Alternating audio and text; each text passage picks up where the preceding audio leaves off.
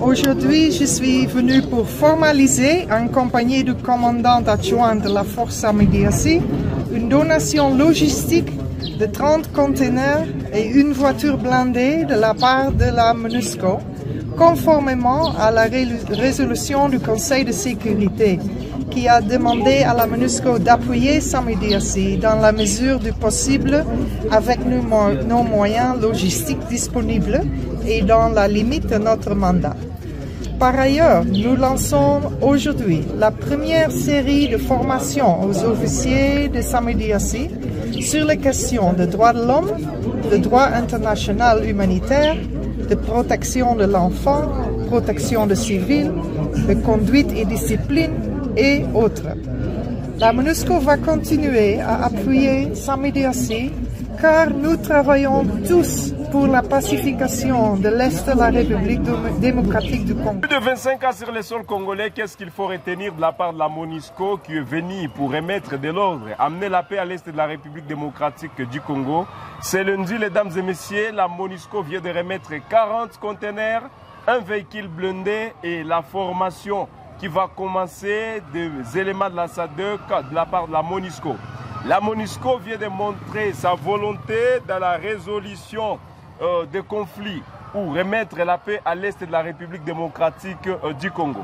En appui vers la SADC est venue également pour mettre fin à l'agression rwandaise et ternir, mettre fin à tous ces groupes rebelles. On en parle avec Moïse. Vous êtes habitant de Goma. C'est quoi vos impressions face à ce que la MONUSCO vient de faire tout à l'heure à la SADC? 40 conteneurs, un véhicule blindé et désormais 30 militaires de la SADC vont bénéficier d'une formation juste pour voir comment est-ce que la paix va revenir à l'Est du Congo. Merci pour la parole. Je suis encore une fois réjoui pour... à moi. C'est quoi ça? Non, non. Oui, on a dit. Ça va. Vous êtes un habitant de Goma, M. Moïse. C'est quoi vos impressions aujourd'hui? La SADC vient de recevoir 30 conteneurs, un véhicule blindé et désormais certains éléments de la SADC, 30, vont bénéficier d'une formation de 2 semaines. C'est quoi vos impressions? Merci pour la parole. Merci encore une fois pour l'opportunité que vous nous offrez. Les téléspectateurs peuvent certainement les remarquer. Nous réalisons cette émission en plein air, mais moi personnellement, je suis encore estomaqué de ce qui vient de se passer tout à l'heure là. Je suis un jeune de Goma, parmi les jeunes qui ont en tout cas participé à plusieurs actions organisées pour déplorer la passivité et l'inefficacité des casques bleus en République démocratique du Congo. Ça fait maintenant 25 ans. Alors, c'est bien clair qu'en décembre, déjà nous sommes début novembre, en décembre, les casques bleus devraient quitter le sol congolais. Mais aujourd'hui, nous sommes en train de nous rendre compte qu'ils veulent en tout cas créer des raccourcis qui vont permettre à ce qu'encore une fois, les conseils de sécurité maintiennent ces casques bleus sur le sol congolais. C'est bien beau de doter aux militaires de la SAMUR de nouveaux matériels, de blindés et de les former, mais pas pour autant que ceci va constituer le maintien des troupes de la MONUSCO sur le sol congolais. En plus de tout ça, messieurs les journalistes, à quoi bon de donner le matériel de guerre aux militaires de la SAMUR, mais qui ne se sont jamais battus? Alors qu'aujourd'hui, les rebelles du M23 sont en train de progresser, ils arrivent maintenant dans les territoires de Walikale. La MONUSCO nous dit qu'elle dote la SAMUR de nouveaux matériels de guerre, mais lesquels matériels ne sont pas utilisés. Pour nous, c'est donc vraiment des divagations qui ne nous aident à rien. Nous aurions bien souhaité que ceci soit utilisé pour permettre à ce que l'on neutralise le M23, mais il y a un paradoxe que nous sommes en train de faire. Nous avons comme l'impression que ces étrangers sont venus ici pour faire le tourisme et peut-être pour assister les morts et compter les morts. Alors que si c'est comme ça, alors les Congolais n'ont pas besoin de casques bleus. Si les militaires de la SAMUR, de la SADC sont venus pour faire le tourisme ou pour assister ou compter les morts, je crois qu'on n'a pas besoin de ça. Nous avons besoin plutôt des militaires étrangers qui viennent en appui, soutenir les FARDC pour mettre un terme à l'agression dont nous sommes victimes. Je vous dis aujourd'hui, les rebelles du M23 sont dans 5 territoires du Nord Kivu. Ils sont dans les Rutshuru, ils sont dans les Nyiragongo, ils sont également dans les territoires de Walikale présentement.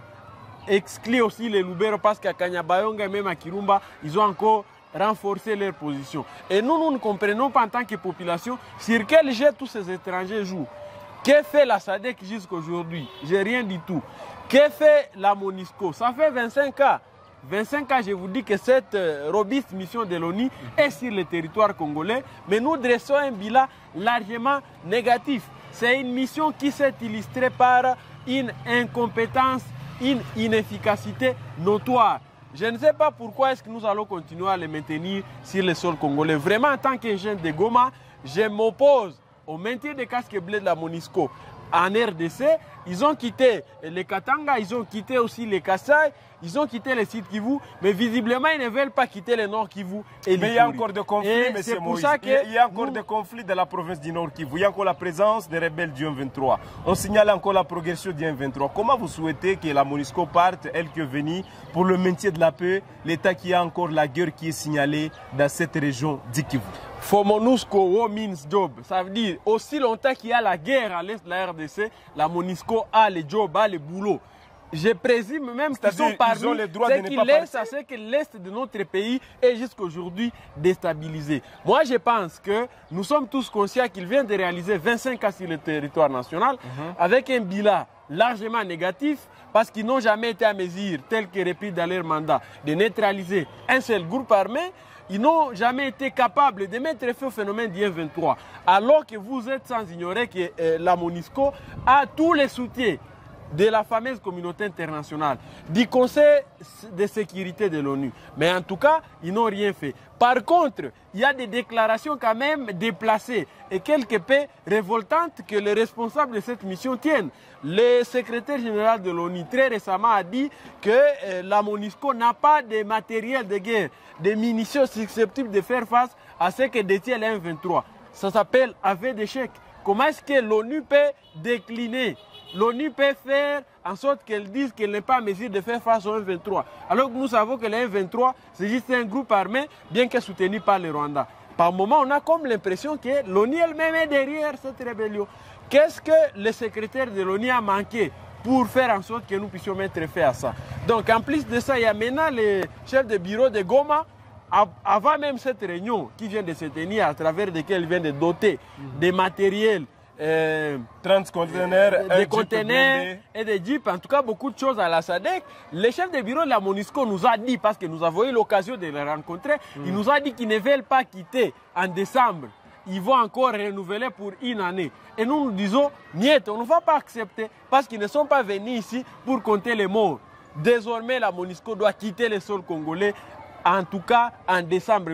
Donc il reste avec un mois. Chers téléspectateurs, tenez, faites de votre mieux, aidez-nous, mobilisons-nous pour que ces gens quittent le sol congolais. Aussi longtemps que nous les avons sur le sol congolais. Ici au Nord Kivu, trouver la paix, ça sera une utopie. Et moi, je pense que la sécurité, la restauration de l'autorité de l'État incombe à nos forces armées de défense et de sécurité. Les FARDC, il y a même aujourd'hui les VDP, les résistants patriotes Ouazalendo, qui sont déterminés à mettre fin à cette guerre et à aboutir d'état de nuire la rébellion du M23. Mais croire que les étrangers vont mourir à notre place, qui vont nous ramener la paix, oublions.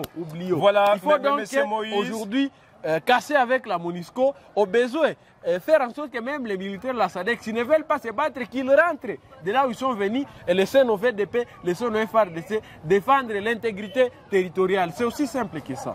Mesdames et messieurs, vous nous suivez sur Gueule Afrique Télévision. C'est un réel plaisir de vous savoir nombreux. De partout, vous nous suivez. Dans les rues de Goma, tout à l'heure, la MONUSCO vient de remettre 30 conteneurs. Un véhicule blindé à la SADC, une mission qui est venue, également une force qui est venue pour aider les forces armées de la République démocratique du Congo à mettre fin à la guerre d'agression rwandaise, mais également l'existence de tous les groupes rebelles à l'est de la République démocratique du Congo. La SADC a dit qu'elle est venue pour une mission offensive. Monsieur Moïse, est-ce le cas sur terrain? Absolument pas. les militaires de la Samirde ne se sont jamais attaqués. Opposition des rebelles d'I23. Mais on a signalé certains morts parmi eux, M. Moïse. On a signalé certains morts parmi eux. Et même dans les territoires de Walikale, aujourd'hui, c'est plutôt le VDP et les FARDC qui sont en train d'affronter les rebelles. Les rebelles qui veulent prendre la cité de S'il vous plaît, M. Moïse. Ouais. On a signalé des morts parmi les militaires de la SADC. Et vous dites ici qu'ils ne se sont jamais battus. Je vous donne des faits qui sont vérifiés et vérifiables. Les militaires de la Samirde se sont déployés certainement à Sake, à quelques 27 km de là où nous réalisons cette émission. Qu'est-ce qui se passe? Ils ont déployé leur matériel là-bas et des troupes. Mais ces troupes ne se battent pas. C'est comme pour dire qu'ils sont venus faire la zone tampon. Jouer l'intermédiaire entre les positions des rebelles d'I23 et des militaires de FARDC. Est-ce que c'est ça que les Congolais veulent? Non. Nous voulons les voir se battre. Aujourd'hui, la cité minière de Rubaya continue d'être exploitée, pillée par les rebelles d'I23. Je dirais les forces armées rwandaises, parce qu'aujourd'hui, il faut aussi les appeler comme ainsi, parce qu'il n'y a pas les M23, il n'y a pas la FCC, c'est Kagame en fait. Mais maintenant, ce que nous réalisons, c'est quoi? Les militaires de la Samirde sont à Sake, ils ne se battent pas. Peut-être que nous aurons l'occasion de réaliser une autre émission en direct de Sake, et ceux qui nous suivent vont se rendre compte de ce que je vous dis ici. Et moi, je pense que nous n'avons plus besoin de touristes. Nous n'avons plus besoin des observateurs. Si vous restez là en train d'observer comment est-ce qu'on est en train de piller notre pays, nos ressources naturelles, comment on est en train de balkaniser le Nord Kivu, peut-être que demain ça sera Goma. Nous allons même fuir ici. Nous réalisons cette émission peut-être par grâce. Mais si rien n'est fait, même cette ville, nous allons la fuir. Peut-être que nous réaliserons une autre prochaine émission à Bukavu. Ou si pas à Bukavu, à Kinshasa. Est-ce qu'il faut attendre que ça soit ça? Nous avons besoin de voir les militaires de la Samirde attaquer les M23, neutraliser l'ennemi. Mais si ce n'est pas ça qu'ils sont venus faire, alors ils doivent rentrer. Et pour ça, on ne va même pas leur accorder une seule minute. Chers téléspectateurs, chers Congolais, c'est notre pays, c'est notre patrimoine en tous. Ne les laissons pas partir. Ne les laissons pas, je vais dire, dans le main des touristes. Et moi, je fustige encore une fois le fait pour Kinshasa, pour le président de la République et les autorités nationales, de faire comme si nous étions dans un théâtre. Non, le pays est en train de partir. La province du Nord Kivu est agressée. Aujourd'hui, vous avez dépêché des forces armées étrangères. Il faut faire pression à ces dernières pour qu'elles se battent. Et si vous pensez qu'elles ne vont pas se battre, vous les retirez et vous laissez alors les FARDC et les Ouazalendo se battre. Voilà, M. Moïse, vous êtes un jeune de Goma. Ouais, et je suis très fier de l'être. Vous êtes parmi les jeunes qui Je vais me battre jusqu'à ce que la MONUSCO parte. Voilà. Jusqu'à ce que les étrangers quittent notre territoire et que l'armée fasse le travail. Vous êtes un jeune de Goma. Vous voyez tout ce qui se passe à l'est de la République démocratique du Congo. Est-ce qu'aujourd'hui, il y a les efforts que les jeunes du Kivu, les jeunes Congolais, sont en train de fournir pour aider néanmoins les gouvernements congolais à mettre fin à cette guerre d'agression rwandaise? Est-ce qu'il y a les efforts de la jeunesse congolaise? Je pense qu'il faut aujourd'hui encourager et féliciter les efforts des jeunes. Ni Tété, les VDP, les Ouazalendo, je vous dis, aujourd'hui même Goma serait déjà parti. Ni Tété les efforts des VDP, messieurs les journalistes, aujourd'hui les rebelles se retrouveraient sur l'ensemble du territoire de Massissi. Mais ce n'est pas le cas. Mais malheureusement, ces jeunes ne sont pas motivés. Ils ne sont pas soutenus. C'est déjà comme moi, révoltés par cette guerre d'agression et qui ont pris le courage de défendre leur terre. Et ça, c'est normal. Et moi, je vais donc vous dire ici que, en tout cas, parmi les Congolais qui doivent recevoir les applaudissements ou même les fleurs, il y a le jeune du Nord Kivu. Il y a aussi la diaspora congolaise qui ne cesse aussi de se préoccuper autant de ce que nous traversons. Vous êtes sans ignorer qu'il y a en fait un calvaire sur le plan même humanitaire. Les compatriotes qui ont fui les affres de cette guerre, les déplacés de guerre, vivent aujourd'hui une souffrance indescriptible. Voilà, merci Tout beaucoup. ça, c'est justement parce que l'autorité de l'État est loin d'être rétablie. Merci beaucoup. Moi, je pense que chacun doit faire son travail. Nous pensons que l'armée, les FARDC, les Ouazalendo font un travail de titan. Malheureusement, beaucoup. Kinshasa les oblige de respecter le cessez-le-feu. C'est une vaste distraction. Les étrangers qui sont ici, la MONUSCO, la Samirde, il y a aussi les instructeurs, doivent nous aider à soutenir les FARDC à se battre. Mais si elles vont rester ici, en train de faire le tourisme, et de se comporter comme des observateurs. Nous allons nous mobiliser et nous allons inviter d'autres Congolais à se mobiliser de partout à travers le pays pour obtenir leur retrait. Mais pour ce qui concerne la MONUSCO, j'ai fini par là. En tout cas, la MONUSCO doit quitter le sol congolais en décembre. D'ici là, un mois, il faut qu'il quitte notre pays. Merci beaucoup. Parce que nous n'avons pas vu, en tout cas. Voilà, merci beaucoup. Nous avons un bilan négatif que nous dressons de l'air. Merci beaucoup, M. Moïse. Nous rappelons que vous êtes un jeune de Goma. C'est M. Moïse, un jeune de Goma.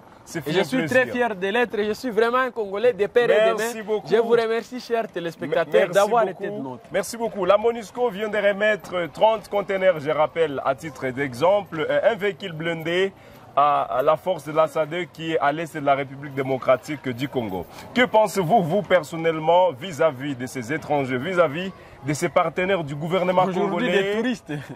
Les partenaires du gouvernement congolais qui sont venus à l'appui des forces armées de la République démocratique du Congo? Laisse-nous un commentaire et on se fixe un nouveau rendez-vous tout à l'heure pour d'autres actualités.